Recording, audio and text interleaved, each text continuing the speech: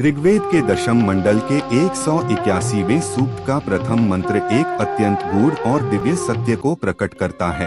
इसमें कहा गया है कि उस परमेश्वर का नाम प्रथ अर्थात विस्तार करने वाला और सप्रथ अर्थात समयक रूप से विस्तार करने वाला है।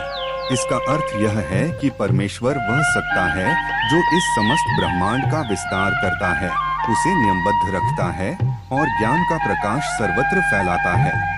वेद बताते हैं कि सृष्टि के आदि में जब यह ब्रह्मांड नवीन रूप से व्यवस्थित हुआ, तब परमेश्वर ने 4 महान आत्माओं को दिव्य ज्ञान प्रदान किया।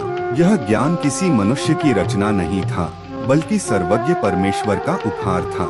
यही ज्ञान आगे चलकर 4 वेदों के रूप में प्रसिद्ध हुआ।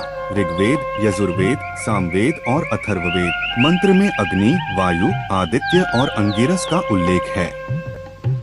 इसका अर्थ यह नहीं कि ये भौतिक अग्नि या वायु मात्र हैं, बल्कि ये वे दिव्य ऋषि हैं जिनके अंतःकरण में परमेश्वर ने ज्ञान का प्रकाश प्रकट किया। ये ऋषि सबसे प्रतिभाशाली साधक थे, वशिष्ठ शिक्षक थे और ज्ञान प्राप्ति की तीव्र इच्छा से संपन्न थे। उनके शुद्ध, पवित्र और ग्रहणशील मन में ही वेदों का प्रकाश प्रकट हुआ। वेदों के वचन शुद्ध हैं, व्यवहारिक हैं, आनंदमय हैं और जीवनदायिनी हैं। वे मनुष्य को केवल पूजा पद्धति नहीं सिखाते, बल्कि जीवन जीने की कला सिखाते हैं। सत्य बोलना, धर्म का पालन करना, न्यायप्रिय बनना और आत्मा की महानता को पहचानना। वेद हमें सिखाते हैं कि ज्ञान ही यज्ञ है और जब मनुष्य अपने जीवन को सत्य के यज्ञ में समर्पित करता है, तब उसका जीवन भी ब्रह्मांडीय सर्जन का भाग बन जाता है। प्रथ और सप्रथ नाम हमें यह स्मरण कराते हैं कि परमेश्वर का ज्ञान सीमित नहीं है, वह निरंतर विस्तारशील है।